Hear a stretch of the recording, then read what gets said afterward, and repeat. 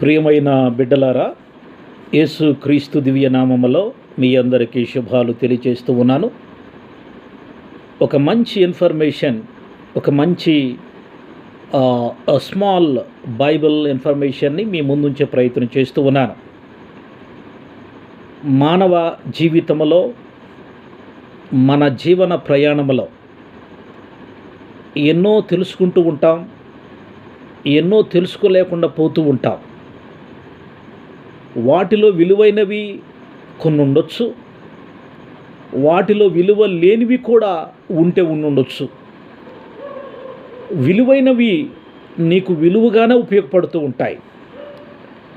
వాస్తవాలు ఖచ్చితంగా నీకు దోహదపడుతూనే ఉంటాయి.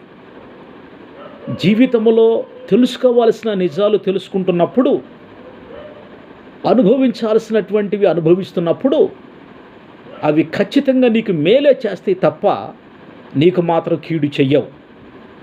కాబట్టి నేనేం చెప్పాలని ప్రయత్నం చేస్తూ ఉన్నానంటే, మనందరికీ చాలా సుపరిచితమైనటువంటి వాక్యం యోహాను సువార్తలో 3వ అధ్యాయం 16వ వచనంలో ఉంటుంది కదా. దేవుడు లోకమును ఎంతో ప్రేమించెను. ఒక అందమైన మాట, లోకమును ఎంతో ప్రేమించెను. ప్రతి ఒక్క మనుషుడు దీనిలో ఉన్నాడు. ప్రతి ఒక్క స్త్రీ, ప్రతి ఒక్క పురుషుడు, ప్రతి ఒక్క చిన్నపిల్లలు దీనిలో ఉన్నారనే సత్యాన్ని మీ ముందుంచుతున్నాను. ఆ మహోన్నతుడికి ఆయన ప్రేమించుటకు కులము, మతము, భేదము లేదనే సత్యాన్ని మానవులంగా మనం చాలా క్లియర్గా అర్థం చేసుకోవాలి. అయితే ఆయన ప్రేమ ఖచ్చితముగా నీ పట్ల ఉందనే సత్యాన్ని మాత్రం చాలా స్పష్టంగా అర్థం చేసుకుంటే మంచిదనేది నా ఉద్దేశం. అయితే ఒక చిన్న ఉదాహరణ చెబుతాను, దయచేసి గమనించండి. క్వీన్ ఎలిజబెత్ ఉన్నారు కదా, అనేక మందికి ఆ ఇన్ఫర్మేషన్ ఒక ఐడియా ఉండాలి. క్వీన్ ఎలిజబెత్ గారికి ఉన్నటువంటి ఒక ఆనవాయితీ, ఒక రిలాక్స్ సమయానికి స్కాట్లాండ్ కంట్రీకి వెళుతూ ఉంటారట, కొంత రిలాక్స్ గడపటానికి. ఆ స్కాట్లాండ్లో కొన్ని ఏరియాల్లో పార్కుల్లో కొంత రిలాక్స్గా, ఆ తర్వాత ఆడుకునే చిన్నపిల్లల మధ్యకి వెళ్ళి వాళ్ళతో చక్కగా కొంత సరదా, ఈ మనస్తత్వం ఆవిడకు ఉంది. ఆ రిలాక్స్లో ఆ బ్యూటీ వాతావరణాన్ని ఆస్వాదించడానికి ఈ యొక్క రాణిగారు, ఈ క్వీన్ ఎలిజబెత్ గారికి ఆనవాయితీ ఉంది. Of course they are very busy, ఒక బాధ్యత కలిగిన మనుషులు కాబట్టి కొంత రిలాక్స్ సమయం ఎంచుకోవడం తప్పులేదు. అయితే ఒకానొక సమయంలో అలా ఉన్నప్పుడు సడన్గా మేఘాలు చాలా తీవ్రముగా ఆకృతమైపోయాయి, మేఘాలు కమ్మేశాయి. ఒక్కసారిగా ఉన్నట్టుండి ఒక తీవ్రమైనటువంటి వర్షం స్టార్ట్ అయింది. ఈవిడికేం అర్థం కాల. ఈవిడ ప్రిపరేషన్లో ఉండరు, సెక్యూరిటీ మేబీ దూరంగా ఉండారు, ఎట్ల సంగతి. కానీ ఆవిడికి వేరే మార్గం లేదు. ఆల్మోస్ట్ రెయిన్లో ఉన్నారు, తడిసిపోతున్నారు. పరుగున ఒక దగ్గర ఒక ఇల్లు ఉంటే అక్కడికి వెళ్ళారు. అక్కడికి వెళ్ళి అడిగారట, ఒక చిన్న గొడుగుంటే ఇవ్వండి అని చెప్పేసి. వాళ్ళేమనుకుంటారు, సహజంగా వాళ్ళకి తెలియలే ఈవిడ క్వీన్ ఎలిజబెత్ గారు మన ఇంటికి వచ్చారని తెలియలే. వాళ్ళు మళ్ళా గొడుగు తీసుకెళ్ళిన తర్వాత తిరిగి తీసుకురారన్న ఉద్దేశంతో ఒక డ్యామేజ్ అయినటువంటి గొడుగుని ఆవిడకి ఇచ్చారు. ఆవిడ తీసుకున్నారు. మొత్తానికి కొంత దూరం వెళ్ళారు. వాళ్ళ సెక్యూరిటీ మొత్తం పికప్ చేసుకున్నట్టున్నారు. ఆవిడ వాళ్ళ ఇంటికి వెళ్ళిపోయారు. నెక్స్ట్ డే వాళ్ళ సెక్యూరిటీ ఒక చక్కని గొడుగు తీసుకొచ్చి ఇంటికి ఇచ్చారు. ఇచ్చి అన్నారు, క్వీన్ ఎలిజబెత్ గారు మీకు గ్రీటింగ్స్ కూడా చెప్పమన్నారు, థ్యాంక్స్ చెప్పమన్నారు, మీరు నిన్న గొడుగు ఇచ్చారంట కదా అన్నారట. ఒక్కసారిగా ఇంటి వారు ఆశ్చర్యపోయారట. క్వీన్ ఎలిజబెత్ గారు రావడం ఏంటి, మేము గొడుగు ఇయటం ఏంటి? ఎస్టర్డే మీ ఇంటికి వచ్చింది queen Elizabeth. They have not recognised queen Elizabeth యొక్క యోగ్యకరమైన స్థాయిని, వ్యక్తిగత పర్సనాలిటీని, ఒక ఉన్నతమైనటువంటి రాయల్టీ జీవితాన్ని దగ్గరకు వస్తే ఆస్వాదించటం కుదరలా. నీ ఇల్లు తలుపు తడితే ఆస్వాదించటం కుదరలా. లైక్ దట్ ఎంతోమంది ఎన్నో విషయాలు కోల్పోతూ ఉంటాం. ఆవిడ నీ దగ్గరికి వచ్చింది, నీ ఇంటికి ఆ అందమైనటువంటి వాతావరణాన్ని ఆస్వాదించడానికి కుదరలా. You missed. ఆ ఫ్యామిలీ మెంబర్స్ దే మిస్డ్. వాళ్ళు ఒక్కసారిగా ఆశ్చర్యపోయారు. నిన్న మా ఇంటికి వచ్చింది రాణి ఎలిజబెత్ గారా? Yes, she only came to your house. కానీ మీరు మిస్ అయ్యారు. ఫ్యామిలీ మిస్ అయ్యింది. ఒక అందమైన ఒక రాణిని చూసే యోగ్యత మిస్ అయ్యింది. ఒక యోగ్యకరమైన అవకాశాన్ని చూసే ఆ అవకాశం కోల్పోయారు. ఇప్పుడు అదే జరుగుతుంది ప్రతి మనిషి జీవితంలో. యేసుక్రీస్తు యొక్క ప్రేమ కూడా అలాంటిదే. ఎన్నిసార్లు నీ మనసును తడతల్లా, ఎన్నిసార్లు నీ హృదయాన్ని, నీ కుటుంబాన్ని తడతల్లా. ఆయన ప్రేమను నీకు పంచాలని, ఆయన ప్రేమలో నువ్వు ఉండాలని నీకు అర్థం కానప్పుడు నేనేం చేయలేను, నాలాంటి వాళ్ళు కూడా ఎవరేం చేయలేరు. కానీ ఆ ప్రేమ ఈ పూట మానవ సమాజంలో వందల కోట్ల మంది హృదయాలలో చొచ్చుకుపోయి వాళ్లను పునీతులుగా మార్చిన వైనం నీకు తెలవదా?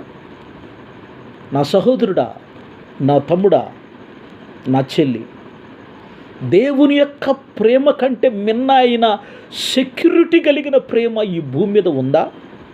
అఫ్కోర్స్ నీకు ఫ్యామిలీ ఉంది, కాదండి. అవలా నీ భార్య, నీ పిల్లలు, మీ అమ్మ నాన్న మంచివాళ్ళు కావచ్చు. అఫ్కోర్స్ చక్కని ప్రేమ నీకు ఇస్తూ ఉండొచ్చు. కానీ యేసుక్రీస్తు ప్రేమ కంటే మిన్న అయినదా? ఎట్లయినా కాదు. యేసుక్రీస్తు వారి ప్రేమ కంటే మిన్న అయినది అట్లయినా కాదు, సందేహం లేనే లేదు. ఆ ప్రేమలకు నువ్వు వస్తే ఆ ప్రేమను నువ్వు ఆస్వాదిస్తావు. ఆ ప్రేమ అనేకమైనటువంటి అనుభవాల్లో గుండా తీసుకుని వెళుతుంది. ఆ ప్రేమ నీ సర్కమ్స్టాన్స్లో ఒకవేళ డిస్టర్బెన్స్, ట్రబుల్స్ వస్తుంటే వాటిని బ్రేక్ చేస్తుంది. ఆ ప్రేమ నీకు ఒక అర్హతను కలిగిస్తుంది. ఆ ప్రేమ నీకు ఆధ్యాత్మిక హక్కులను కలిగిస్తుంది. ఆ ప్రేమలో ఉండాలనే, ఆ ప్రేమలో ప్రతి మనుషుడు వెళ్ళాలనేది ఆ మహోన్నతుని యొక్క శిలువ యజ్ఞపు ఆరాటం. గమనిస్తున్నావా? అర్థమవుతుందా? మతపరమైన ఉద్దేశాలతో వీటిని, సత్యాలను మనము దాచేసుకునే ప్రయత్నం జరిగించొద్దు. జీవిత వాస్తవాలు బ్రతుకులలో అందమైన ఆకృతిగా మారుతూ ఉన్నప్పుడు అవి మన జీవితాలను ఒక సమాధానభరితమైన వాతావరణంలో ఆవిష్కరిస్తాయి. అది అర్థం కావాలి మనకి. ఆ ప్రేమను రుచి చూడడానికి, ఆ ప్రేమను పంచే మహోన్నతునితో నీ సంబంధం కలగాల. అది తప్పా రైటా నువ్వు ఆలోచన చేస్తే నీకే తెలుస్తుంది. అది తప్ప. ఏ విధంగా ఒక రక్షణ ప్రసాదించిన మహోన్నతుడు, సృష్టికర్త, మానవ జీవితాన్ని ఇచ్చిన మహోన్నతుడుతో సంబంధం పెట్టుకోవడం తప్ప? ఆయన ప్రేమను పొందుకోవడం తప్ప? ఆ ప్రేమలో మనం పునీతులు కావడం తప్ప? ఆ ప్రేమ ద్వారా మన జీవితాలకు భద్రతను కలిగించుకోవడం తప్ప? ఆలోచించు. నేను నీ క్షేమాన్ని గురించి మాట్లాడుతున్నా.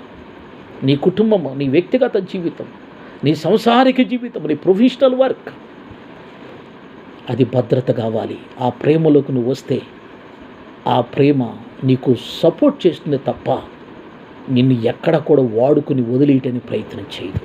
ఆలోచించు. నా మాటలో నిజముందో లేదో ఆలోచించు.